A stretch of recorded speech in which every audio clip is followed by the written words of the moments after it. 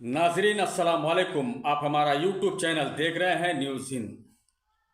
मुल्क में इंतखाबात की तैयारियां ज़ोरों शोर से जारी है। किसी भी वक्त इलेक्शन की तारीख आ सकती है। मार्च में बीजेपी ने 195 उम्मीदवारों का ऐलान कर चुकी है और उत्तर प्रदेश में अखिलेश यादव इनसे पहले कई उम्मीदवारों का ऐलान कर चुके हैं और काम भी शुरू कर चुके हैं।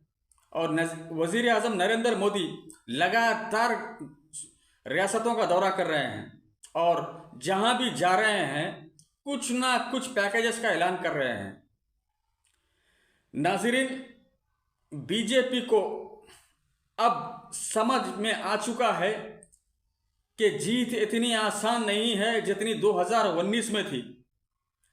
काफ़ी टक्कर का मुकाबला दे रहे हैं इंडिया अलायंस वाले,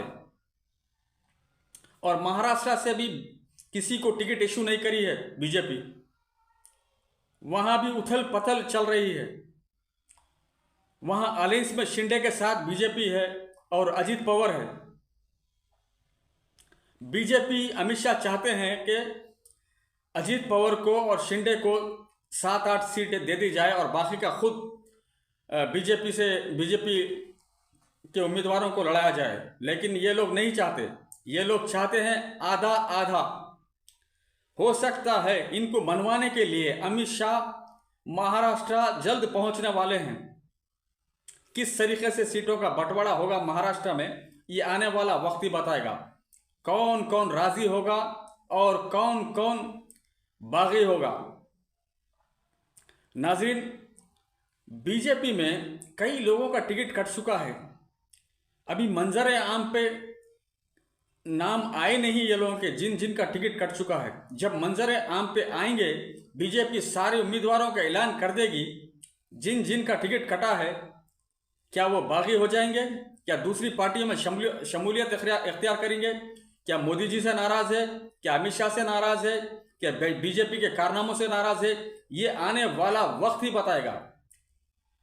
इतनी आसान जीत नहीं है 2024 की बीजेपी के लिए। कौन से मुद्दे उठाएगी जीतने के लिए, और कौन से कबूतरों को छोड़ेगी जहर फैलाने के लिए। बीजेपी जीतने के लिए कुछ भी कर सकते हैं ये लोग। इलेक्शन करीब है, आने वाला वक्त ही आप लोगों को बताएगा और समझ में आ जाएगा। नाजरीन, दूसरी तरफ बिहार में पटना के गांधी मैदान में जन विश्वास रैली, लाखों का मजमा। बिहार में पहली बार इतना बड़ा प्रोग्राम, इतनी बड़ी रैली, लाखों की तादाद में लोग शिरकत कर रहे हैं आरजेडी की रैली में। इसमें एनडीए अलायंस के कई बड़े बड़े रहनुमा शिरकत कर रहे हैं।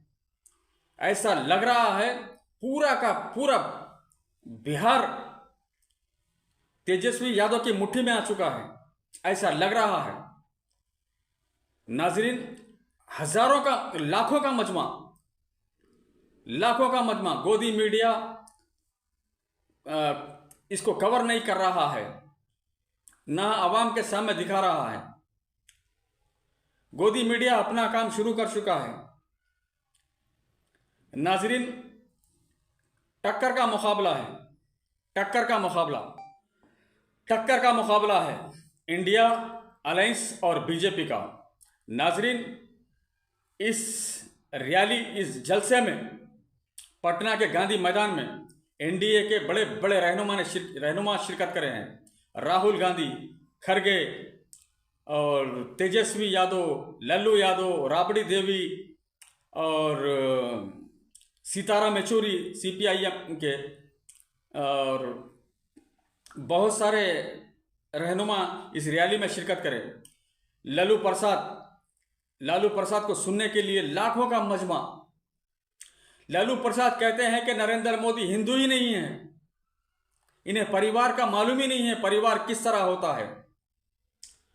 ऐसा कह डाला लालू प्रसाद। ऐसा इसलिए कहें कि नरेंद्र मोदी के वालदा के इंतकाल के बाद हिंदू मजहब में है कि वालदा के इंतकाल के बाद बाल मुंडवा लेना चाहिए। नरेंद्र मोदी ऐसा नहीं किया, इसलिए वो हिंदू नहीं है, ऐसा कह रहे हैं लल्लू यादव। तेजस्वी यादव ने रैली से खिताब करते हुए 10 साल का हिसाब मांग रहे हैं नरेंद्र मोदी से। और राहुल गांधी नौजवानों की बात कर रहे हैं, रोजगार की बात कर रहे हैं। खरगे कह रहे हैं इंडिया इत्तेहाद भारत में 2024 में हुकूमत बनाने जा रही है। और नाजरीन, एक बात और बता दें कि उत्तर प्रदेश की बहुजन समाज की रहनुमा मायावती के इशारे भी मिल रहे हैं, हो सकता है इंडिया अलायंस में शामिल हो जाएगी। अगर ऐसा हुआ तो बीजेपी को बहुत बड़ा झटका लगेगा, क्योंकि 80 सीट उत्तर प्रदेश के और 40 सीट बिहार के 2019 में 60 से ज़्यादा सीट उत्तर प्रदेश से जीती थी बीजेपी और 30 से ज़्यादा सीट बिहार से जीती थी। अगर इसमें आधे भी हो जाए तो दिल्ली का रास्ता कट हो जाएगा, मोदी जी के लिए बंद हो जाएगा। इसलिए काफ़ी परेशान है बीजेपी, बौखलाहट का शिकार है। नाजरीन, इस जन विश्वास रैली में लाखों का मजमा, कई रहनुमा अपने अपने ख्यालात का इजहार करें और नरेंद्र मोदी के 10 साल के कारनामे आवाम के सामने रखे। नाजरीन, ये इतनी आसान जीत नहीं है और ये लोग बीजेपी के मगरूर और घमंड हो चुके हैं, घमंडी आ चुकी है इनमें। ये लोग कह रहे हैं कि 370 के पार और इनके इत्तेहादी 400 के पार। और दूसरी तरफ ईवीएम को बंद करने के लिए कई तंजीमें रोड पर आ चुकी है।